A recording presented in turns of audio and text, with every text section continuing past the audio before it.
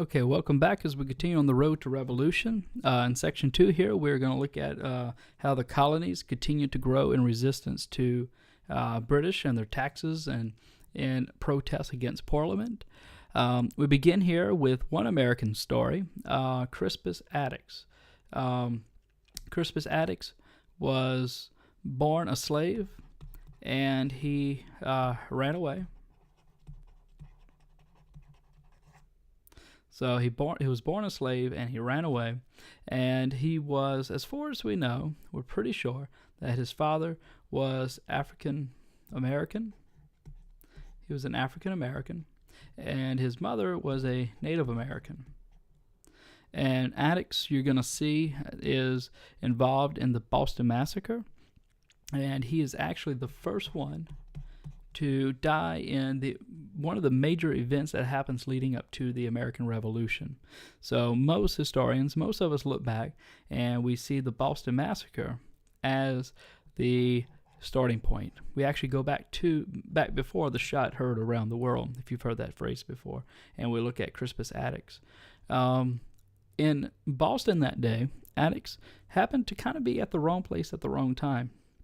He was there, and he was actually a dockhand that was working in that harbor that day, because after he ran away to slavery, Attucks is one that did what many slaves did that ran away. They would go to the port cities, and they would find a ship that would take them on to become a dockhand, which is essentially a worker on like a fishing ship or maybe a cargo ship. So that's Attucks. A quote from an anonymous source about the Boston Massacre said this: the British officer is said to have ordered the troops to fire and to have repeated that order. One gun was fired first, then others in succession and without deliberation, till 10 or a dozen more guns were fired. So throughout America, tensions between Britain and its colonies was exploding into violence. So here we see a very violent act of, once again, we have the colonists versus the British. We're going to start reading now, starting with tightening British control.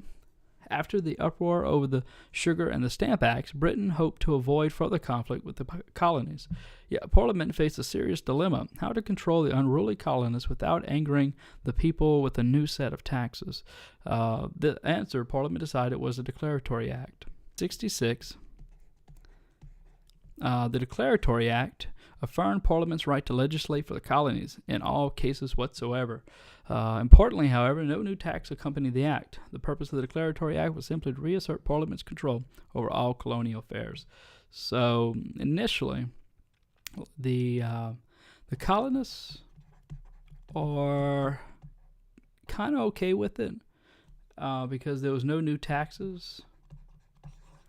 But those who were involved in colonies, like in the political sphere and like the lawyers and stuff, they were not happy because they were losing power. So the self-governance had been severely limited by this new act. So ultimately, this was a unwanted act. Colonists didn't dislike it just yet, but those who were part of like the ruling class, or not the ruling class, but part of running the government within the colonies, they didn't like it. We continue. Most colonists did not feel threatened by the Declaratory Act, although some politicians did protest the new law in colonial assemblies. Most people were not bothered by Parliament's bold political statement. Instead, colonists simply ignored the act and went on with their lives as best as they could. So I like how it just puts it that mostly the colonists did what? They just simply ignored the act. Then we have something else that's passed. So something new is about to happen. And we have the Townshend Acts. So the Townshend Acts are going to really shape up things. Pen's acting a little funny. We have the Townshend Acts. Parliament's new strategy, however, had one major flaw with the Stamp Act repealed. Britain still needed to raise money in the colonies to pay for troops and other expenses, so Britain's finance minister, Charles Townshend, proposed a new series of duties. A new series of duties or taxes on imports to raise revenue in the colonies. So duties are essentially a tax, but they're a tax that So we have the United States here, we have Britain up here, and then you have the rest of the world here, or the rest of the Western civilization there. So new imports coming in, they get this new tax on them. Approved by Parliament in 1767, placed duties on numerous imported goods to the colonies, such as glass, paper, paint, lead, and tea. Some items you see here, these got taxed here. So you look at these, some examples of luxury items that were taxed by the Townshend Acts. Big thing is, in addition to the acts, British also issued the rights of assistance or search warrants to enter homes and businesses to search for smuggled or illegal goods. This is a huge no-no. This idea of search warrants, basically with this, the rights of assistance, Britain could enter in any warehouse, any home, any business, anywhere where items that could have been bought outside of the colonies could be, and they can go in pretty much at their own leisure and check and see if these are items that taxes were paid on. And if you couldn't prove or show that these were items that were legally bought according to the Townshend Acts and other laws placed upon the colonies by Parliament, then you would be subject to fines or perhaps even jail. So later, when the U.S. Constitution is written, and especially when the amendments are wrote, and even throughout the decades and centuries, we keep adding to this idea of the rights of private property, that the government,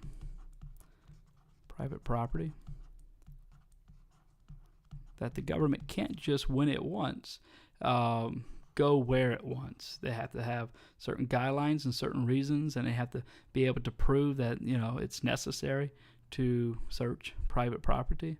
And this all goes back to right here, to the rights of assistance.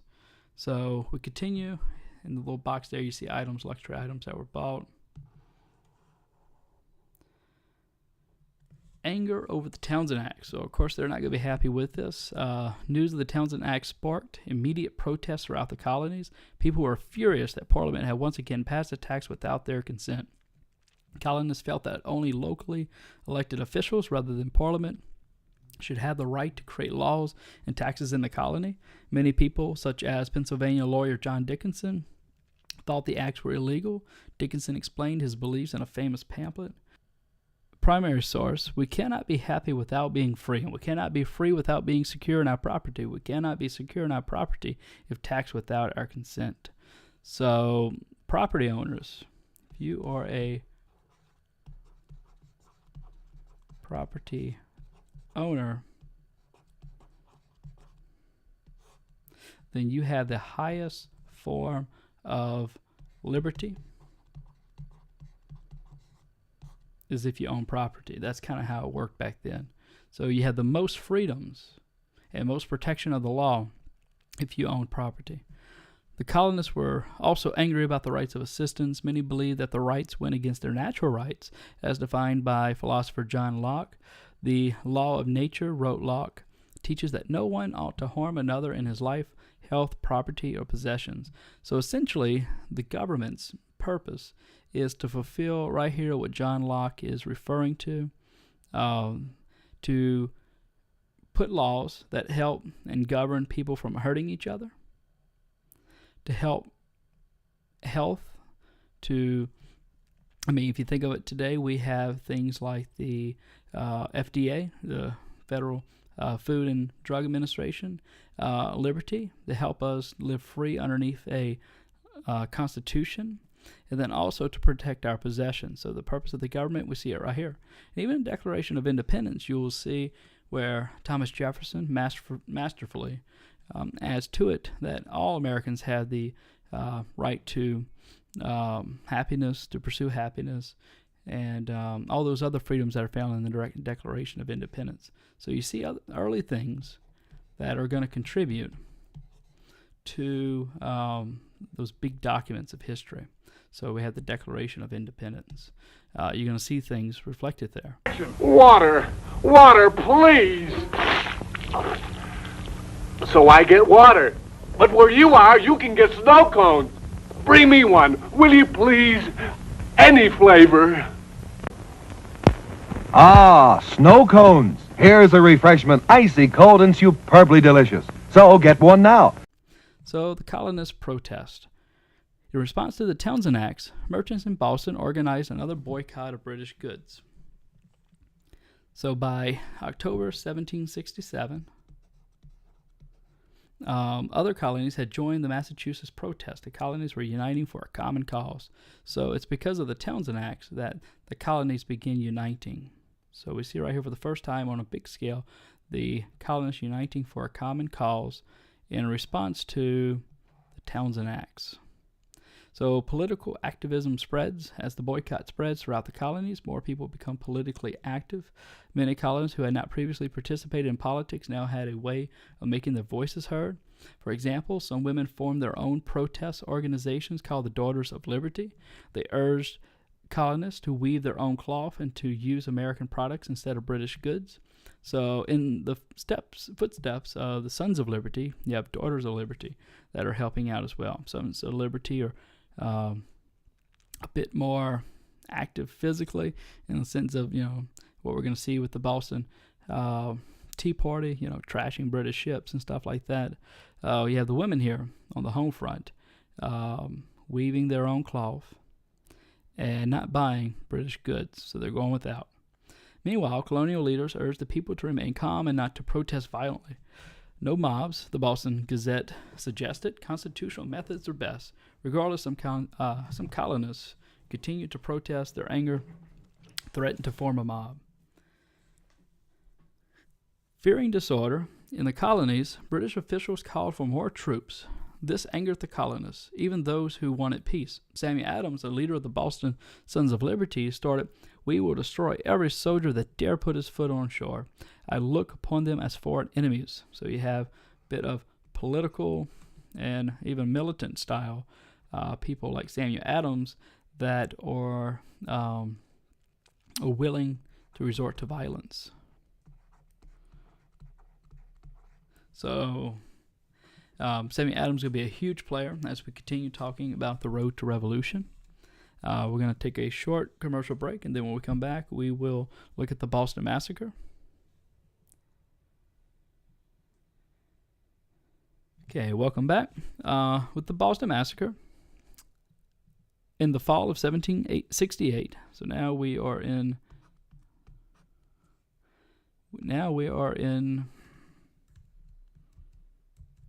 Okay, start over. All right, welcome back from the commercial break.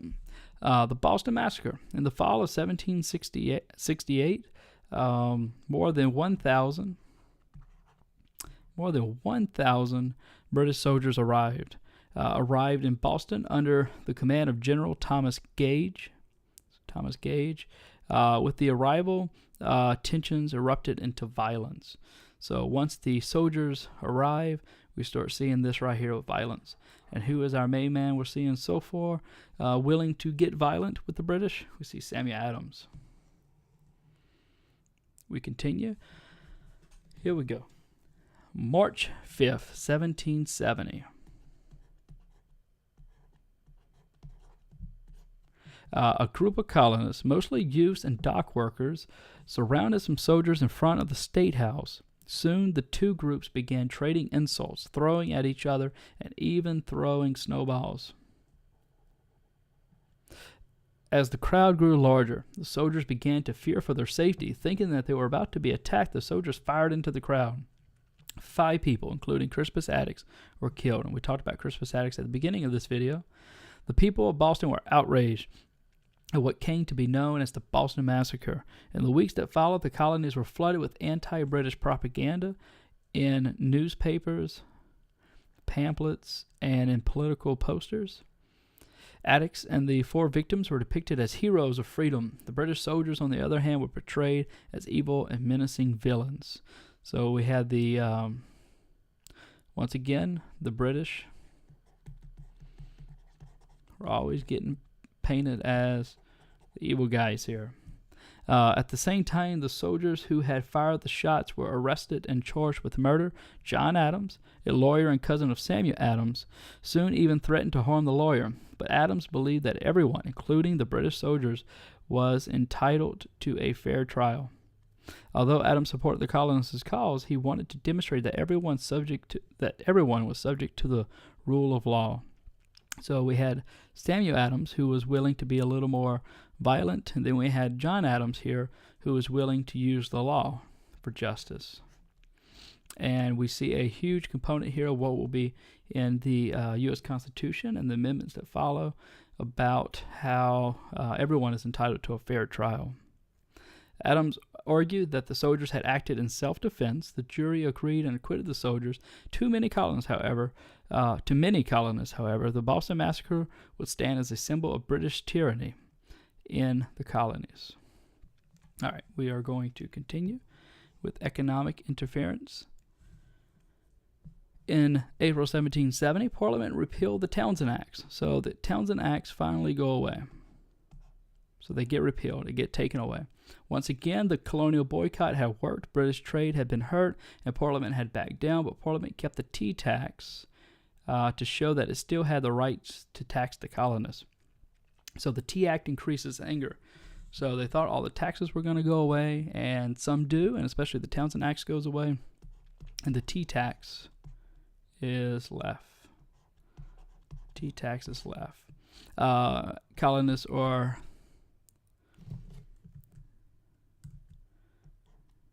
not happy. Many colonists chose not to purchase luxuries from British merchants. Instead, they drank tea that was smuggled from Holland. As a result, many British merchant companies lost money in America as their tea went unsold and rotted in ports. So in response to that, an economic response,